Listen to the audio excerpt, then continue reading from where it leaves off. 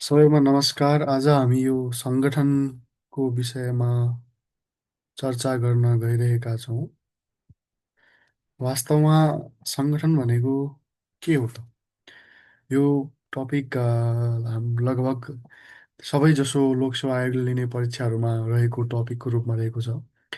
सङ्गठन कुनै पनि निश्चित साझा उद्देश्य प्राप्तिको लागि दुई वा दुईभन्दा बढी व्यक्तिहरू सङ्गठनमा निश्चित संरचना, भूमिका, अधिकार, जिम्मेवारी भूमिका हुनुपर्छ सबै व्यक्तिहरूको, अनि अधिकार र जिम्मेवारी र कार्यप्रणालीमा समन्वयात्मक रूपमा निरन्तर कार्य गर्ने एउटा सामाजिक इकाइ हो। अर्थात् सङ्गठन भन्नाले सामूहिक उद्देश्य प्राप्तिको लागि स्थापित, संरचित र समन्वित मानवीय समूह हो। स्थापना भएको, संरचना बनाइएको र समन्वित भएको एउटा मानवको समूह हो। केही अन्य डेफिनेसनहरूमा साझा लक्ष्य प्राप्तिका लागि मानवीय, भौतिक, आर्थिक र प्राविधिक स्रोतको संयोजन नै सङ्गठन हो। कार्यकारी नेतृत्वको निर्देशनमा सञ्चालित एक भन्दा बढी व्यक्तिहरूको समूह सङ्गठन हो। लिडरसिप हुन्छ सङ्गठनमा, अनि ती लिडरले सबैलाई सञ्चालन गर्छ। एकभन्दा बढी व्यक्तिको समूहलाई हामी सङ्गठन भन्छौँ। सचेत रूपमा समन्वय गरिएको, तुलनात्मक रूपमा निरन्तर कार्य गर्ने सामाजिक प्रणाली हो एउटा सङ्गठन। अ, सङ्गठनमा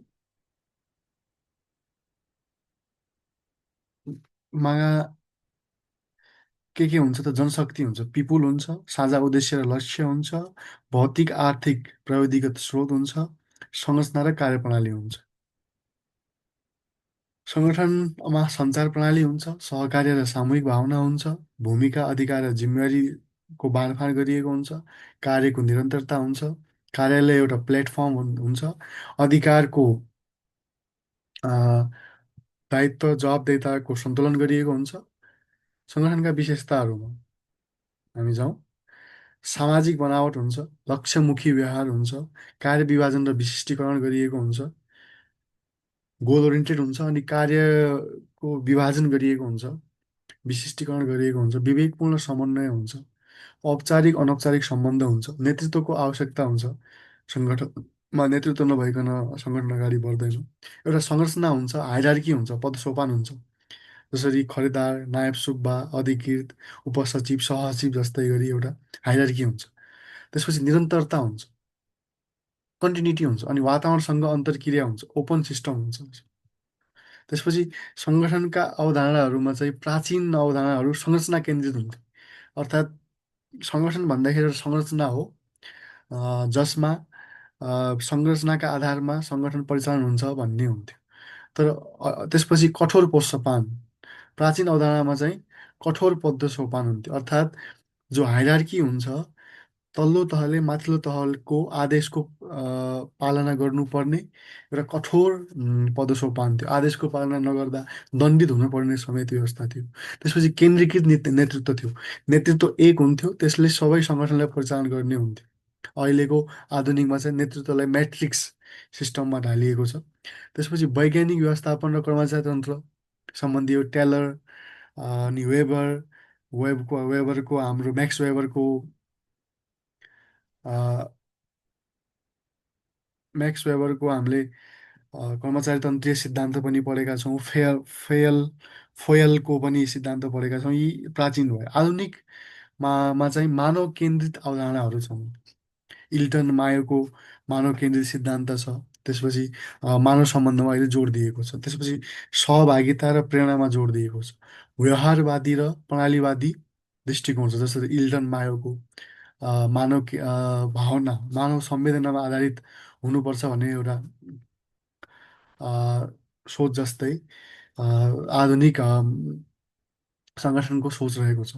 समकालीन अवधारणाहरूमा चाहिँ भर्चुअल अर्गनाइजेसन, अर्थात् जसरी तपाईँ र हामी यसरी जुम मार्फत जोडिएका छौँ, त्यसरी नै भर्चुअल अर्गनाइजेसनहरू छन्। एआई, आर्टिफिसियल इन्टेलिजेन्समा आधारित छन्, ब्लक चेनमा आधारित छन्। अहिले नेटवर्किङ, सञ्जालीकृत यो व्यवसायहरू पनि फस्टाएका छन् यी सञ्जालका आधारमा एक माकुराको जालो जस्तो नेटवर्किङ भएको अलिक फ्ल्याट स्ट्रक्चर जसलाई हामी म्याट्रिक्स स्ट्रक्चर पनि भन्छौँ। अलग अलग व्यवस्थापन गर्न अलग अलग हुने जसरी ह्युमन रिसोर्सको लागि एचआर म्यानेजर हुने अनि वित्त व्यवस्थापनको लागि फाइनेन्स म्यानेजर हुने त्यसरी अलग अलग म्यानेजरले अलग अलग व्यवस्थापन गर्ने त्यस्तो छ। आइसिटीमा आधारित टेक्नोलोजी फ्रेन्डली सङ्गठनहरू रहेका छन् अहिले। ई डेमोक्रेसी पार्टिसिपेटिभ डेमोक्रेसीको रूपमा सहभागितामूलक र लोकतान्त्रिक अवधारणाहरू पनि सङ्गठनमा आएका छन् जसरी न्यू पब्लिक म्यानेजमेन्ट, नयाँ सार्वजनिक व्यवस्थापन, ई गभर्नेन्स, विद्युतीय शासन रहेका छन्। अब सङ्गठनको प्रकारलाई हामीले विभिन्न आधारमा विभिन्न प्रकारमा वर्गीकरण गर्न सक्छौँ। औपचारिक सङ्गठन जसमा यही नियम पदसोपानका आधारमा अ, बनेको सङ्गठनलाई हामी औपचारिक सङ्गठन भन्छौँ। जस्तै मन्त्रालय, विभागहरू, हाम्रो त कार्यालयहरू, नेपाल सरकारका मातहतका सङ्घ प्रदेश र स्थानीय तहका कार्यालयहरू यस अन्तर्गत पर्छन्। अनौपचारिक सङ्गठनमा स्वतःस्फूर्त रूपमा अ, उत्पन्न भएका निर्माण भएका जस्तै नागरिक समाजहरू, आमा समूह, युवा क्लब यस्ता समूहलाई हामी अनौपचारिक सङ्गठन भन्छौँ जसमा भावना मित्रता र समूहहरू हुन्छन्। भावनात्मक सम्बन्धहरू बढी हुन्छन्। त्यसपछि मोटिभेसनल बढाउने सम्बन्धहरू हुन्छन्। त्यसपछि संरचनाका आधारमा मेकानिस्टिक मा भन्नाले यान्त्रिक संरचना भएको सङ्गठनहरू, अर्ग्यानिक सङ्गठनहरू, भर्चुअल भनिहाल्यौँ हामीले, बााउन्ड्रीलेस अहिलेको जुम, वाट्सएप, फेसबुक यस्ता बााउन्ड्रीलेस सङ्गठनहरूको रूपमा रहेका छन्। कार्य प्रकृतिका आधारमा लाइन एजेन्सी हरू हुन्छ, स्टाफ एजेन्सी हुन्छ, लाइन एन्ड स्टाफ दुइटै हुन्छ, एक्जिलरी एजेन्सी पनि हुन्छ। सङ्गठन निर्माणका सिद्धान्तहरू हेनरी फोयलले 14वटा सिद्धान्तहरू दिएका छन्।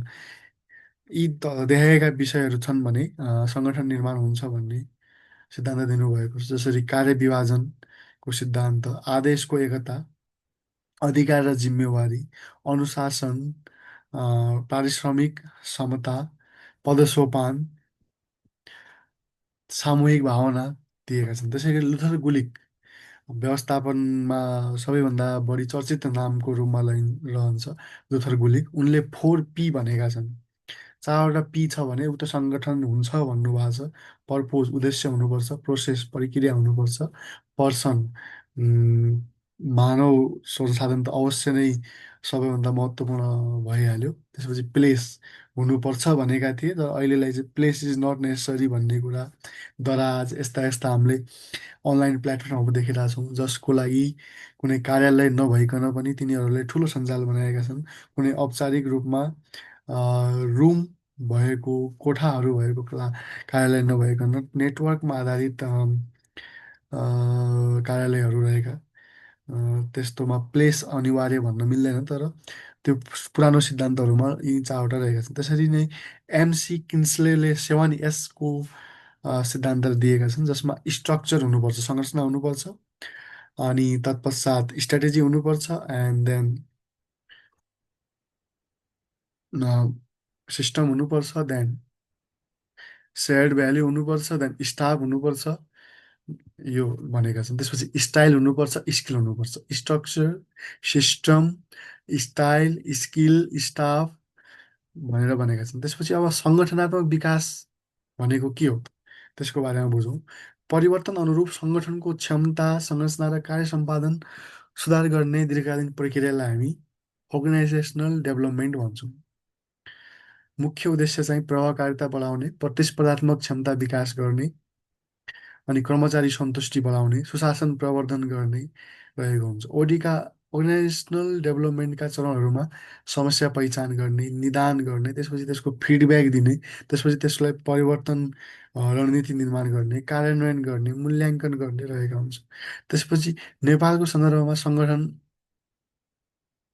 मेन रूपमा नेपालको संविधानले सङ्घीयताको कार्यान्वयन गरे पश्चात नेपालमा हालत 753वटा स्थानीय तह 7वटा प्रदेश सरकार, एक सङ्घीय सरकार गरी 761वटा सङ्घीय संरचना अन्तर्गतका सङ्घीय सरकारहरू रहेका छन्।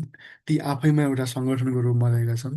त्यसै गरी ब्युरोक्रेटिक डोमिनेन्स, हाम्रो सङ्गठनको मेन व्यवस्थापन गर्ने कार्य चाहिँ सरकारी सङ्गठनको व्यवस्थापन गर्ने कार्य चाहिँ हजुर कर्मचारी तन्त्रले गरेको हुन्छ।